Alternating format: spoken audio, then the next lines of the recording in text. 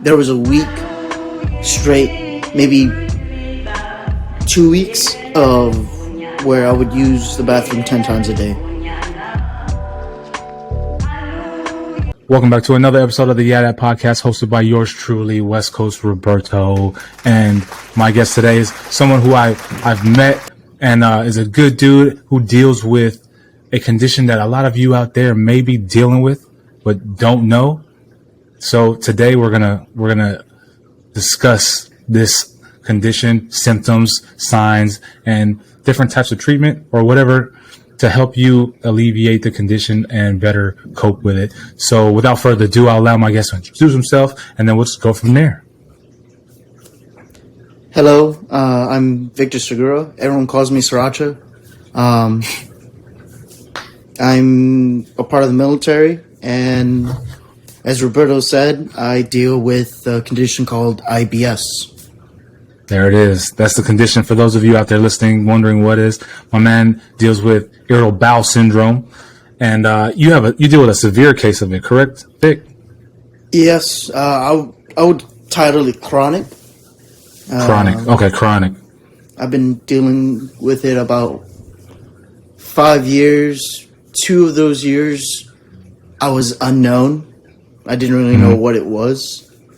So a friend of mine told me about it. So before we dive into that, like, where are you from? How old are you, Victor? I am 24. My birthday, though, is this Monday, and I'll be turning 25. So, oh shit! There you go. I'm already a quarter of the way there. my man. You taking time off? Or you gonna go to work? I'll be already at work on Sunday, so more likely I'll be staying there. All right, so it works. It works. Then you're gonna get off early, right? I'd hope so. If I'm needed, I'm needed. I will get you off. I will get you off early, bro. I'll get you off early. All right, I appreciate that. About to be 25. Where are you from? I'm from Reno, Nevada. Born and really? Mm-hmm. Really? Okay, the biggest little city in the world is the slogan, right? Yep. Yeah, I've been there several times, man. Really? Okay. Yeah. How do you like it? Well, being an outsider going and like visiting, it's cool, but it seems like if you're not like doing the downtown thing, like the gambling or the clubbing or whatever, it doesn't really seem like there's much else besides going to Tahoe or Sacramento or whatever. You know what I mean? Yeah. From an outside perspective, that's definitely what most people would say. People that are born and raised there, really what makes it the biggest little city in the world is the community. Yeah. Tight-knit? Not closed-minded tight-knit, but pretty open. Okay, yeah. I've always had a good time there, man. And I haven't, every time I've gone, it hasn't been like, all right, it's downtown gambling, whatever. We've gone to Tahoe, we've gone to the mountains, we've gone doing whatever, so it's always a good time. It's always a good time. Have you gone to Virginia City? I haven't, actually. I haven't. Pretty spooky. Really? Yeah. Oh, that's like one of the most haunted spots in Virginia or something like that, right? Or not Virginia, Nevada, right? Yeah, pretty much. It's the central hub for a lot of silver mining. Okay. So a lot of the 49ers and all that from back in the day. Okay. That's what's up, man. So you into spooky stuff? Love spooky stuff. So you like haunted houses and visiting sites and stuff like that? Oh yeah. Have you heard about the McNamee Mansion? Are you familiar with that? It doesn't sound familiar. So there's this mansion this mansion in Tennessee where if you can get through like 6 hours of it, they'll give you $20,000. But I was introduced to this about like a couple weeks ago. So I looked it up. There's videos on YouTube and stuff. It's not really like a haunted house. It's this dude who's a retired Navy sailor, and he's basically like torturing you for like 6 hours and shit. It's fucking gnarly. You should check it out, man. I feel like I've heard concepts of that. Actually, I think I might have seen a movie, something similar to that, but... Yeah. movie perspective, it goes total south. Right. Yeah, it's crazy, man. Like, this dude is pulling your teeth out. He's doing crazy shit. People in the town will hear screams and stuff. So beforehand, like, say you wanted to go do it, he'll call the local police department, like, hey, I got 2 contestants or whatever. So if you hear screaming or whatever, it's me. And then they're like, all right, cool. And then he just goes and does his thing. It's like you have to sign a 41-page waiver agreement. It's crazy. I can only imagine the legality of it. Yeah, exactly. You should look into it when we're done here, man. It's pretty gnarly. Oh yeah, sounds like it. Yeah, pretty gnarly. So you're about to be 25 years old. You just recently, I would say, you said 5 years ago is when you found out you have IBS, chronic IBS? Unknowingly, yes. Yes. Okay. So what brought that up? Like, what caused you to just start dealing with the condition?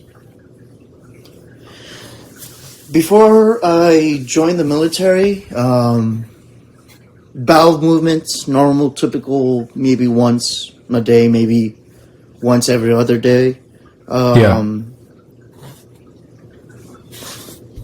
About maybe 3 weeks after I got to boot camp, I did the whole processing days. There was a week straight, maybe 2 weeks of where I would use the bathroom 10 times a day. Wow. And all liquid. Really? So it's not even like a solid disposal. It's just all fluid. And then soon after that, it kind of got back to regulating itself. Yeah. Instead of 10, around maybe 6, but it had more texture to it. Yeah. Then after that, I kind of just assumed that, could be the food, because I never eaten food like that in my life. Yeah. And it being such a drastic change to what my diet was back home before I joined. Right. Probably shook me up. From then on, pretty normal. It didn't start to become a part of my intention because I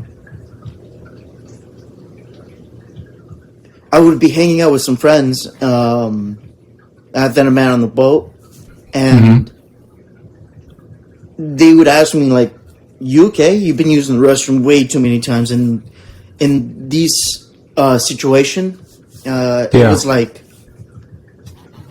4 back to back to back in increments of like maybe 10, 15, 20 minutes. Damn. So like diarrhea. Yeah. Sometimes. Yeah. Yeah. Probably at first it was solid, then it went to diarrhea. Yeah. And then that's when I started to get seen by medical. Okay. So when you say you were thinking it was your diet that changed it, what was your diet like at home prior to joining the Navy? I'm Mexican, so all the culture in terms of food was mainly quesadillas, eggs with tortillas, flautas, chilaquiles, pozole, all the, I would say, typical cuisine. I never had like chicken fried steak,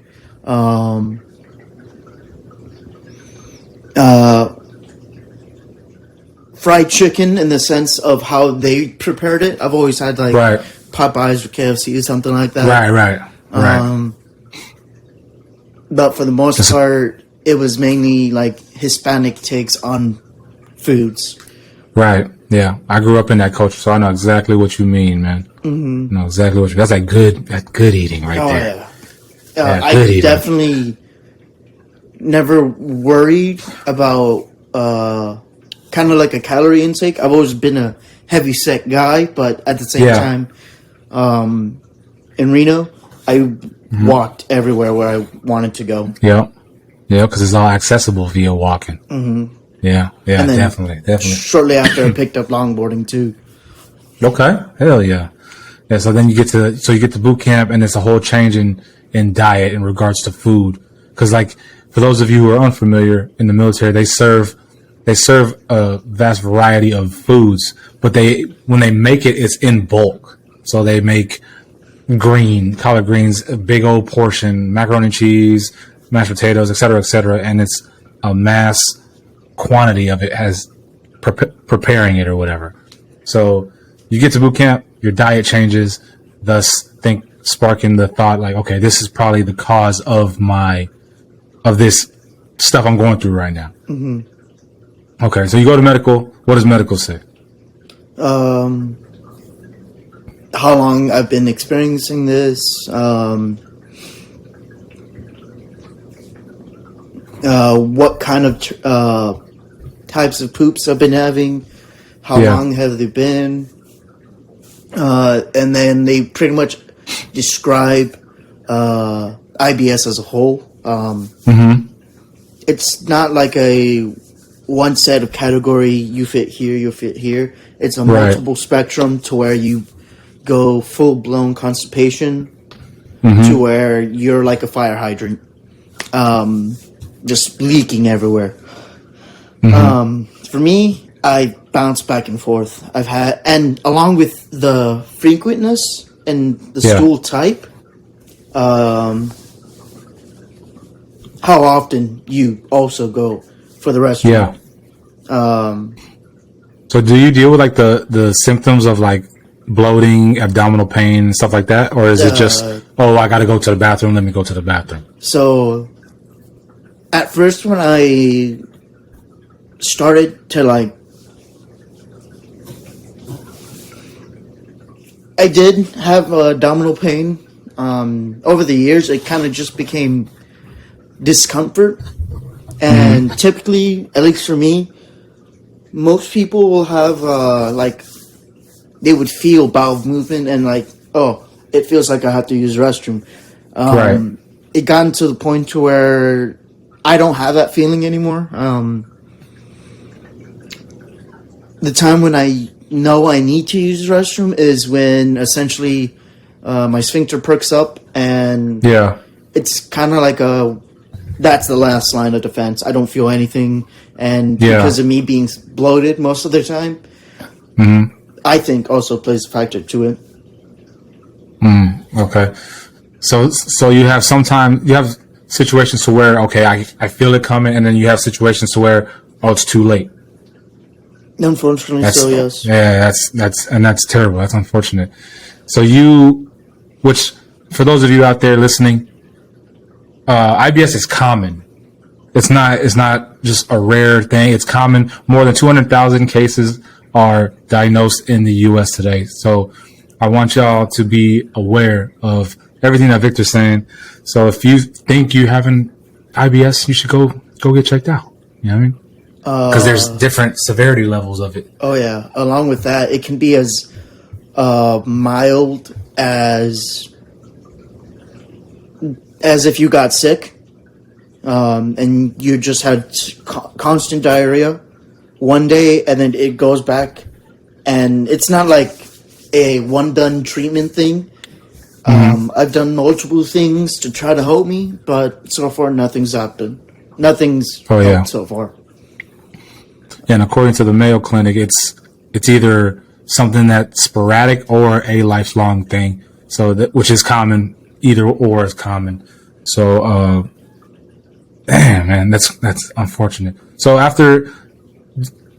what kind of treatments have you been through or experienced that has it worked? And also, after you have a bowel movement, do you feel some kind of relief afterwards, or are you at the point where it's like, okay, I don't even get abdominal pain, I have to go do a number 2, and then that discomfort is still there? Definitely the discomfort still being there. Really? Oh, damn. For the most part, I spent the majority of my days in the toilet. Average about an hour, maybe 45 minutes. There's times to where I've spent on the toilet for 4 hours straight, either constipated or consistently pooping. Earlier this morning, I made a pretty good mountain sized in about 2 hours. Oh my goodness, man. So then, like, so have you, like, tried changing your diet? Or is it not even diet at this point? At this point, it's not diet. I've actually seen a nutritionist. I've gone to where I'd done a restricted fat diet to where I would have as bland as food as possible. That way I can decrease my fat intake. I've increased fiber, which helps digestive and also helps you use the restroom to see if it could be a level of that. I've taken laxatives to help get all the stool out in one sitting as to compared having multiple sittings with intermittent stoolings. I've even also taken constipators to intentionally constipate me to where I can control the amount of poops, but at that point I'm sitting about 2 hours just trying to take a dump. Oh my goodness, man. So, goodness. In terms of IBS, there's, from my understanding, there's two ways it can come about. It can either be mental or it can be something wrong with your body.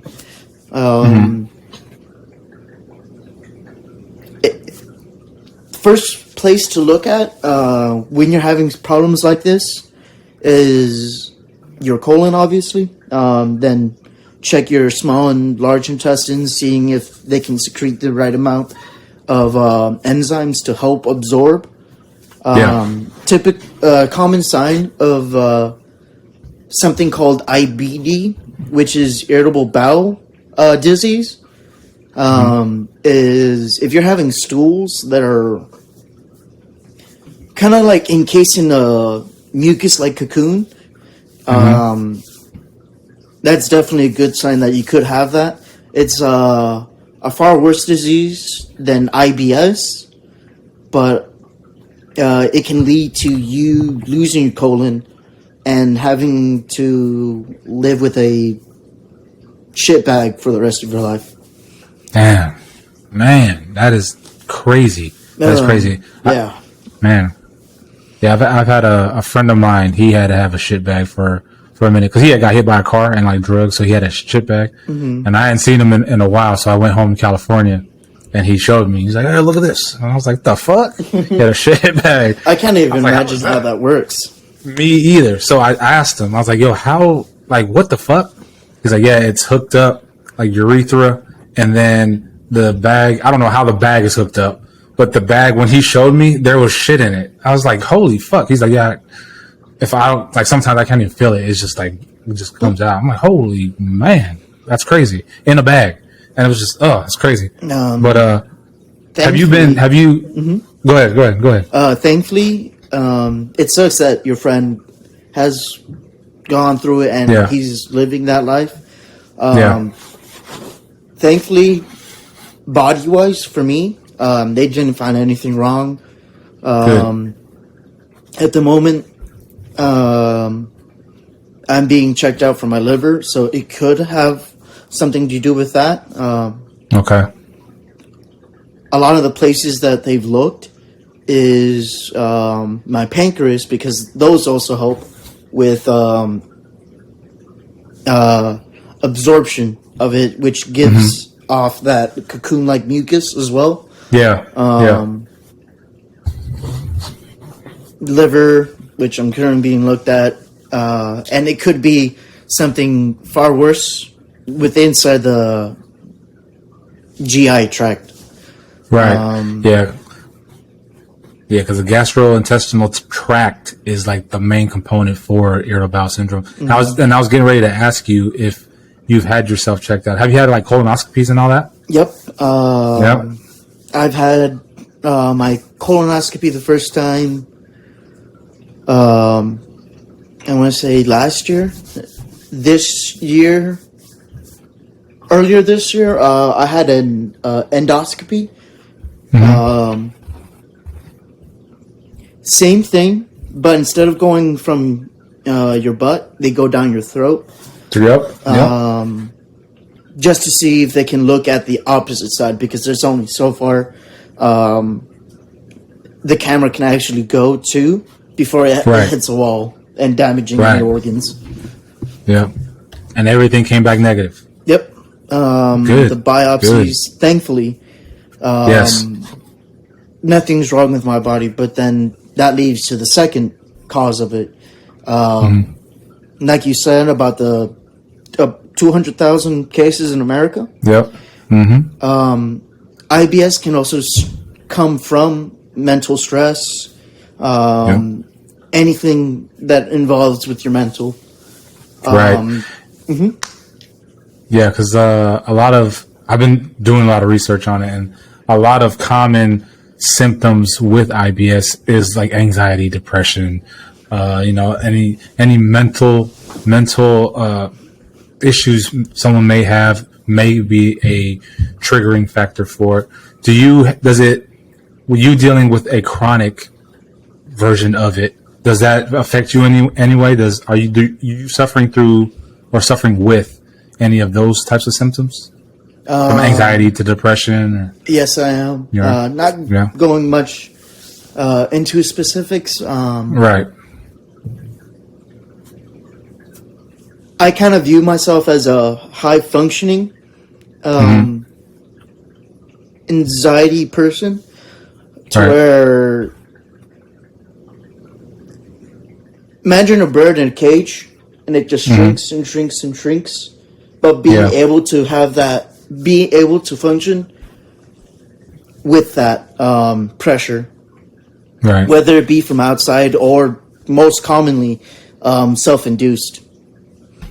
Okay, yeah, because we've had in the past. I've had past guests. Like I have a shout out to Candy. She was in the Navy and she's an artist now, and she suffers from bipolar disorder. But she's also, I wouldn't say she's chronic or whatever, but she's a big advocate on bipolar disorder and how being able to function. And she goes into like manic depression moods and stuff like that. And she goes into that. So these are things that people need to be like, the awareness needs to be brought to, because it's a serious condition, serious symptom. And for you to deal with the chronic IBS and then have that to deal with as well, it has to be tough. Definitely. In terms of balancing the bathroom and work, I can't really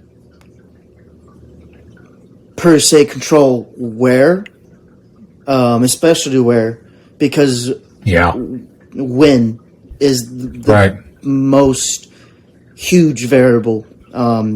Oftentimes I wake up 4:30. First thing I get the feeling was I gotta use the restroom. Thankfully, I haven't soiled myself on my bed. But that's about 3 hours before I even had to go to work. And that's me trying to mitigate having to use the restroom at work, which, as you know, I'm usually always in the restroom. Yeah. And then so for those listening, then the viewers or whatever, when you get to the base or whatever, you park in a parking lot, and there's a good 15-20 minute walk, depending on where you park or whatever, to get on board either the ship or the sub or whatever it is you're working on. So you have to park, you drive, depending on where you live, you drive. Like me personally, I wake up at 3:30. I have to drive at least an hour and some change to get to the base, to park, to walk another 20 minutes to get on the ship, to get changed or whatever. So that from that process of you leaving your house to get to to the boat to change to get to work is a good hour and some change, give or take. So for you, I know that has to be tough, especially with the your bowels being unpredictable. You know what I mean? And just having to go through that, man. Like I really feel for you, because me personally, I enjoy fucking passing stool. It feels good, and I do it, and I'm pretty regular. You know what I'm saying? I'm sorry for the uncomfortable conversation we're having for the listeners. No, you know what I mean? Yeah, I'm sorry, guys. No, it's all good. It's all good. They need to learn. Yeah, that's right. But I enjoy it. It feels good, and I'm pretty regular. I go several times a day, and when I wake up in the morning, that's part of my routine. Like, all right, wake up, go to the bathroom, and I'll sit there for a good minute or whatever. But I don't deal with any issues. Every now and again, I'll have an issue to where it's like, all right, it won't come out. Like, for example, in Texas, when I lived in Texas, I was on the toilet for a good hour because that shit was stuck, man. Like, literally, like what the fuck? And my wife is like, "What? Are you okay?" Like, I was like, "It won't come out." And I'm sitting there and I'm rocking and I'm trying all these positions, like feet up and stuff. And it's like, what in the fuck? So I was just, me dealing with that, having to sit there for an hour, or just like having the shits. And it's like, I can't imagine for you having to deal with it constantly on a daily basis or regular basis, as frequent as you do. You know, it just sucks that it's just something you got to deal with, you know? Last year, I've gotten rid of 20 pairs of boxers. Oh, man. This year, I was really proud of myself. About 2 weeks ago, give or take, was the first time I defecated myself this year. First time? So what was the number before that? 20. 20. Oh yeah, you just said 26. Yeah. That's what's up. So that's progress already, right there. That's progress. Progress is progress. That's good. Good. So what have you done differently this year, vice last year? Definitely seen a therapist. Okay. Trying to get help managing my anxiety, and other problems that I have mentally. Of course. And really, just for my case, just being able to be more open with it, because last year at work, I essentially got questioned all the time, and at one point got accused of lying of my condition. And it honestly, it pissed me off to the point where as it should. I got irritable, which also plays a hand with being stressed, anxiety, mental problems. And that's to say, having mental problems doesn't make you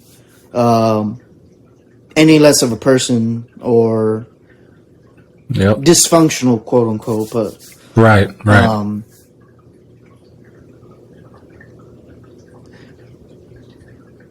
For who I am as a person, it definitely was like 9-day compared to last year. Good. This year, like today, speaking to you openly and to your wonderful audience, if I can help someone out, that'll be great. Heck yeah, and I guarantee you will. Because there's a lot, people deal with a lot of things, and a lot of people aren't comfortable expressing them. So, like, for example, how I was introduced to your condition was at work, when they were saying, like, okay, yeah, he was in the bathroom because he defecated himself on the way to work. I'm like, what? I was like, what happened? So they're like, oh, he deals with this. And I was like, really? So it's like, I think, like, Brown was like, yeah. So I was in there talking to him. He was sitting there on the toilet. I was like, all right. And then that day you came in and before we had that meeting and you were talking about it, I was just like, oh, that is interesting. So, like, I wanted to educate myself more about the thing because, like I said, man, I'm all about fucking bowel movements. I'm comfortable. I'm all about it. So then to hear like that part of it is like, okay, well, people need to be educated about this. And it's unfortunate that you were being accused of lying in regards to that, like last year, because you can learn so much from people, and not everybody has experienced things that people have gone through. So people can't just assume right off rip, especially at work or wherever, that, oh, this person is doing this, but is lying because, oh, they're always taking a shit or whatever the fuck. It's like, obviously something is wrong. So like, instead of being or having that accusatory fucking syndrome or mentality, how about you be more open-minded and try to learn a little bit more? And that's just my philosophy. So for those out there listening, don't be quick to jump the gun and be like, oh, no, this motherfucker's lying, or this person is whatever, because they're doing this. Maybe there's a real underlying factor there. So just always be open-minded. And I'm sorry you had to deal with that. And if there's anything you need from like here on out while at work, then just let me know, bro, because I will fucking go to bat for you. One of the key things that I'm trying to be better at is I've always been trying to be self-reliant, and when it comes to my condition, I try not to burden anyone with my problems. Half the time, I'm always reluctant on going out, not only because of mental problems, but having to be I've had moments where I would go out with friends, and instead of leaving as arranged, or we're at a restaurant, I'm in the restroom. I eat, restroom, eat a little bit more, restroom, and I'm usually the last one to pay bills, or pay the check. The tab. Yeah. Which that has got to be tough, because like it's affecting the social part of your life, because you can't socialize with friends and family or whatever, because you're spending most of your time in the bathroom doing what you do. So man, that sucks. Besides the like seeing a therapist or a specialist, are there little things that you have done that you've noticed are working and like helping you? Like, oh, I can't eat that type of food because that food gives me gas and I already know that's going to make me go. Or I need to drink more water, or maybe I need to start fucking running or whatever.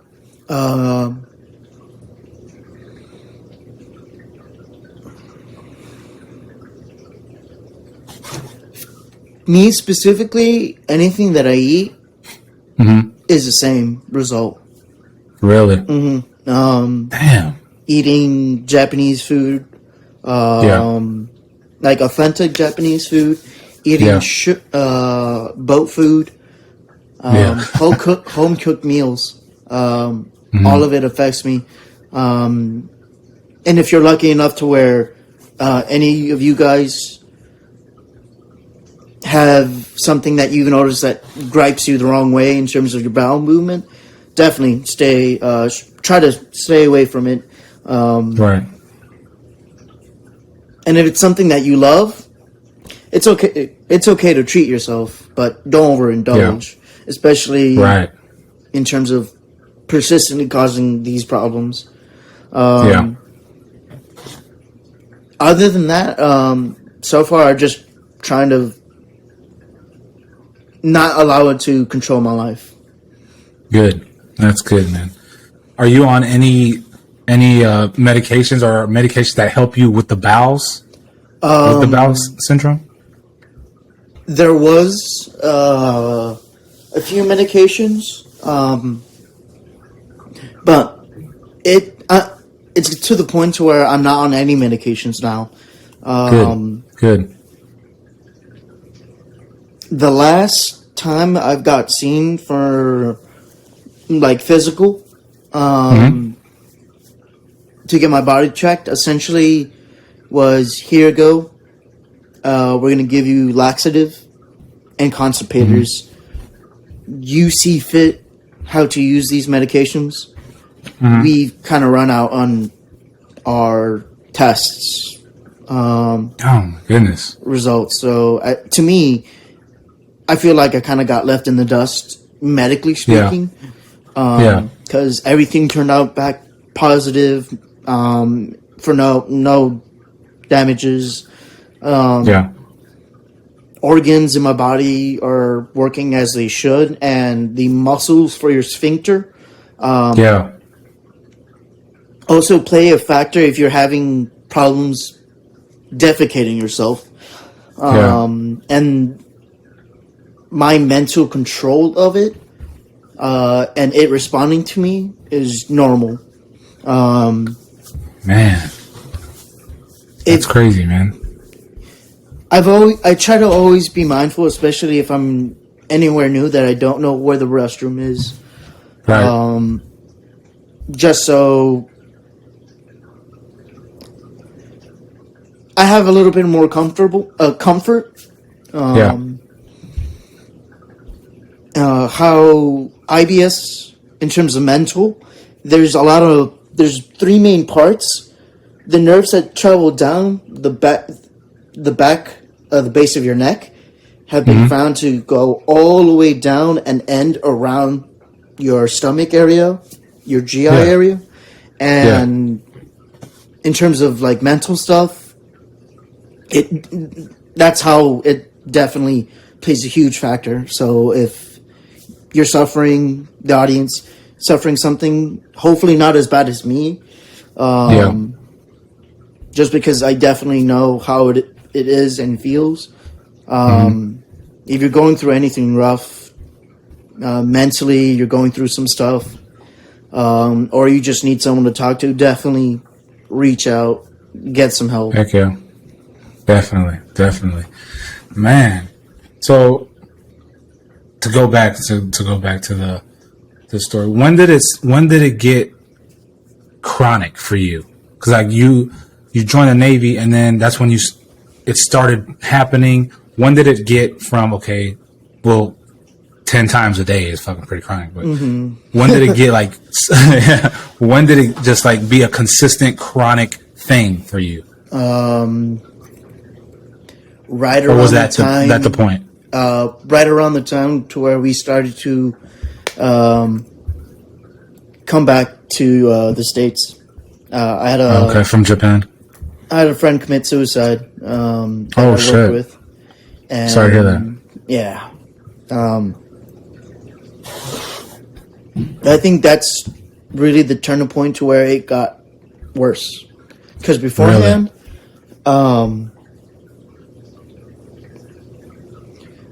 knowing about it and then coming to terms with it and just overall not dealing with it. Yeah. Like properly dealing with it, getting it addressed, going to seek help. For me, I just thought it was normal.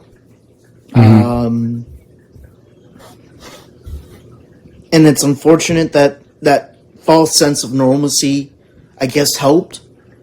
But now knowing that it's not normal, and then coupled with events that led up or that happened during the same time where my friend committed suicide,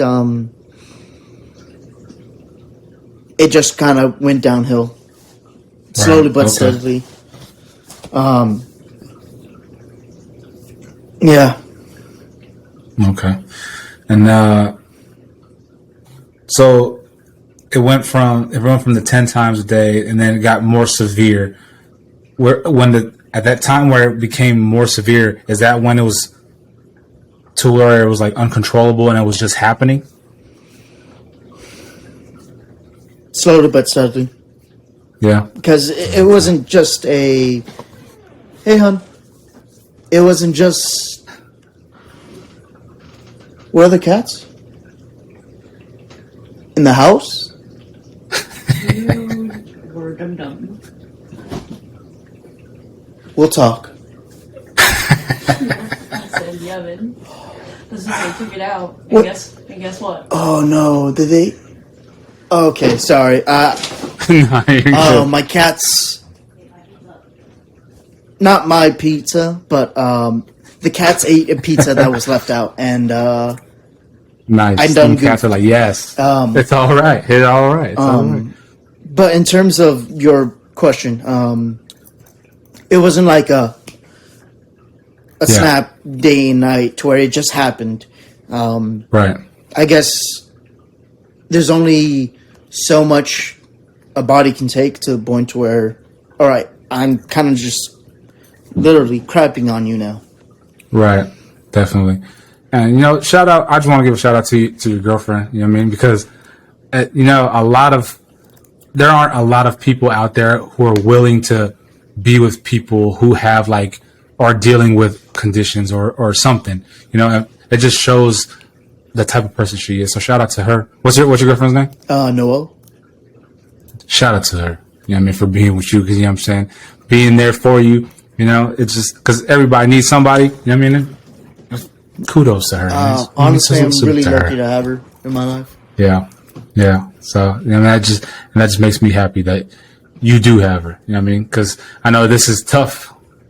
Dealing with all this is tough, and just to have somebody there is just noble, you know what I mean? And you know, it's good shit, man. Good shit. Yeah, literally. You know what I mean? No pun intended. No pun intended. I try to use comedy to cope. Yeah. And yeah, a lot of my the jokes I do make or just pop up in my head tend to be the butt of the joke. But yeah, definitely having someone that will deal. Not deal, because that gives it more of a sense like it's burdening them, but that would be there to support you. Right. Definitely helps. So and that's what drove me to you, because like I know that's the conversation we were having before the meeting we were having. You were just so open and just like you seemed comfortable like talking about it, and I was like, oh man, I would love for you to come on, and that's what brought us together here. Mm-hmm. What advice would you have for anybody out there listening or watching, dealing with what you're dealing with, but may not know how to, like, the next steps of how to deal or cope or whatever? What advice do you have for them? Harder said than done, but openly talking about it, because closed mouth doesn't get fed, and that same thing can go hand in hand when it comes to problems that you may not even know about. Right. Because I didn't know for 2 years until a friend told me about it. The more knowledge you have is the first great step forward to helping you get better. Because in the end of the day, it's only you. And you're only as powerful as the amount of knowledge you have. Heck yeah. Educate yourself, learn some things. Where can anybody reach you at if they have any questions or want to talk to you privately? How can they reach you? Do you have any social media? Yes, I do. It's all good. Instagram. I don't remember off the top of my head, because when I first created it, it was kind of like a nickname that I got back in high school. It's Vicky Poo, but it's all good. Now thinking about it, poo is very synonymous right there. And then that was before this happened, right? Yeah, that was definitely before that happened. How fucking ironic is that shit? That is fucking gnarly, yo. Vicky Poo. Oh my god. Poo like P-O-O-H? P-O-U. P-O-O. P-O-U. Vicky Poo. V-I-C-K-Y? I think it's V-I-C P-O-U. But I'll be mindful to send you out. Okay. So I can tag you in it. Yeah. Okay. That's crazy to me. That was your nickname in high school. And then, like, it's unfortunate that it's synonymous with what you're dealing with. But I just find that kind of ironic.